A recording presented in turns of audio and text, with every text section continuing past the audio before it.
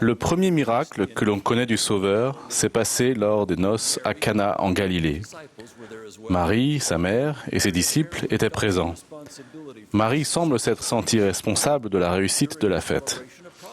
Pendant la réception, un problème se posa. Il n'y avait plus de vin. Marie, soucieuse, alla voir Jésus. Ils parlèrent brièvement, puis Marie se tourna vers les serviteurs et leur dit « Faites ce qu'il vous dira. » Or, il y avait là 6 vases de pierre. Ces vases n'étaient pas utilisés pour mettre de l'eau potable, mais ils servaient aux purifications cérémonielles de la loi de Moïse. Jésus leur dit « Remplissez d'eau ces vases. » Et ils les remplirent jusqu'au bord. « Puisez maintenant, leur dit-il, et portez-en à l'ordonnateur du repas. » Et ils en portèrent. Puis l'ordonnateur du repas goûta l'eau changée en vin et exprima sa surprise que le meilleur vin eût été servi si tard. Cet événement reste dans nos mémoires, surtout parce que la transformation de l'eau en vin a été une démonstration du pouvoir de Dieu, un miracle. C'est un message important. Mais le récit de Jean contient un autre message important. Marie était un vase précieux et élu, appelé par Dieu pour mettre au monde et élever le Fils même de Dieu. Elle en savait davantage sur lui que quiconque sur la terre.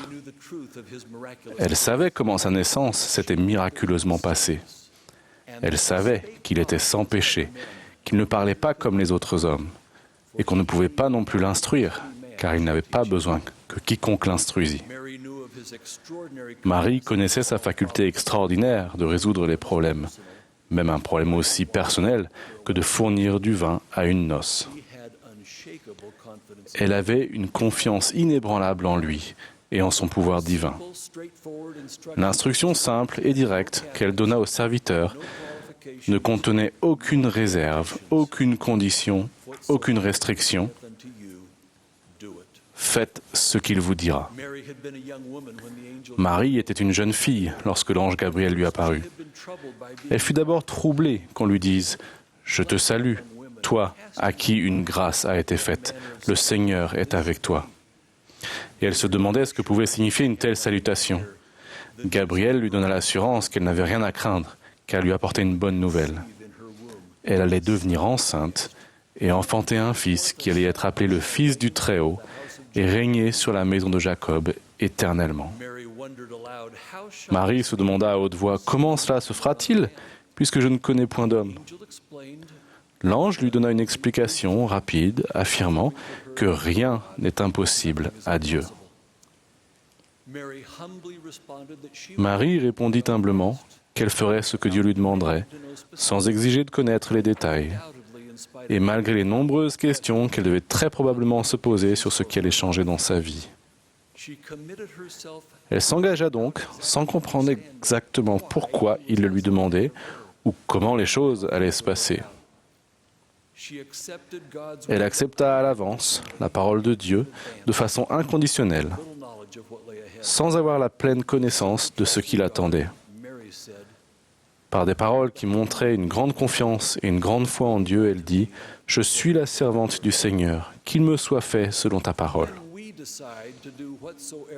Lorsque nous prenons la décision de faire tout ce que Dieu nous dit, nous nous engageons fermement à aligner notre comportement quotidien sur la volonté de Dieu. Des actes de foi simples comme l'étude des Écritures, le jeûne régulier et la prière sincère creusent en profondeur notre puits de force spirituelle, permettant de répondre aux exigences de la condition mortelle. Avec le temps, les habitudes simples de foi produisent des résultats miraculeux. Grâce à ces actes, notre foi, encore à l'état embryonnaire, devient une force dynamique et bénéfique dans notre vie. Puis, lorsque des difficultés surviennent, notre enracinement en Christ affermit notre âme. Dieu supporte nos faiblesses, augmente notre joie et fait en sorte que tout concourt à notre bien.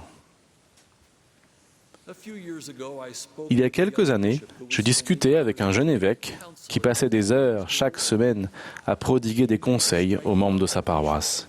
Il a fait une constatation étonnante. Les problèmes que les membres de sa paroisse rencontraient n'étaient pas différents de ceux rencontrés par les membres de l'Église en général. La difficulté d'avoir un mariage heureux, de maintenir un équilibre entre le travail, la famille et les responsabilités dans l'Église, de respecter la parole de sagesse, des problèmes d'emploi ou avec la pornographie ou le désir d'être apaisé par rapport à une règle de l'Église ou une question historique non comprise. Il conseillait souvent aux membres de sa paroisse d'en revenir aux pratiques spirituelles de base, comme l'étude du livre de Mormon, le jeûne régulier, le paiement de la dîme et le service dévoué dans l'Église. Cependant, il rencontrait souvent des réactions sceptiques. « Je ne suis pas d'accord avec vous, frère. Nous savons tous que ces choses sont bonnes. Nous en parlons tout le temps à l'Église. Mais je ne pense pas que vous me comprenez. Quel rapport y a-t-il entre ces choses et les problèmes que je rencontre ?» C'est une bonne question. Avec le temps, j'ai remarqué que les personnes qui sont déterminées à faire les choses petites et simples,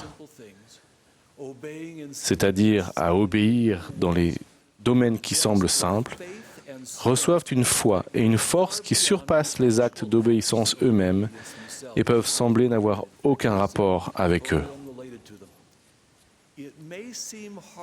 Il peut sembler difficile de voir le rapport entre les petits actes quotidiens d'obéissance et les solutions aux grands problèmes compliqués que nous rencontrons.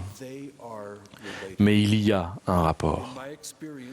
D'après mon expérience, le fait de suivre des petites habitudes spirituelles quotidiennes est le meilleur moyen de nous fortifier contre les difficultés de la vie, quelles qu'elles soient. Les petits actes de foi, même lorsqu'ils semblent insignifiants ou sans aucun rapport avec les problèmes spécifiques qui nous contrarient, nous sont bénéfiques dans tous les aspects de notre vie. Pensez à Naaman, chef de l'armée de Syrie, et un homme fort et vaillant, et lépreux. Une servante lui parla d'un prophète en Israël qui pouvait le guérir. Il entreprit donc le voyage pour Israël, escorté par des serviteurs et des soldats et avec des cadeaux, et arriva finalement à la maison d'Élisée. Le serviteur d'Élisée, et non Élisée lui-même, informa Naaman que le commandement du Seigneur était simplement de se laver 7 fois dans le Jourdain. Une chose simple. Peut-être ces instructions simples parurent-elles au puissant guerrier tellement illogiques, simplistes ou indignes de lui qu'il en fut offensé. Pour le moins, Naaman ne comprit pas les instructions d'Élisée, à tel point qu'il s'en retourna et partit avec fureur. Mais ses serviteurs l'abordèrent calmement et lui firent remarquer qu'il aurait fait quelque chose de difficile si Élisée le lui avait demandé. Ils lui demandèrent si, comme on lui avait demandé de ne faire qu'une chose simple, il ne devrait pas la faire, même s'il ne comprenait pas pourquoi. Naaman changea sa façon de réagir, et probablement dans le doute, mais néanmoins soumis, descendit alors et se plongea 7 fois dans le Jourdain, et fut miraculeusement guéri. L'obéissance peut donner des résultats immédiats.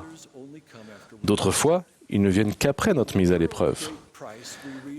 La perle de Grand Prix parle de la diligence d'Adam à respecter le commandement d'offrir des sacrifices.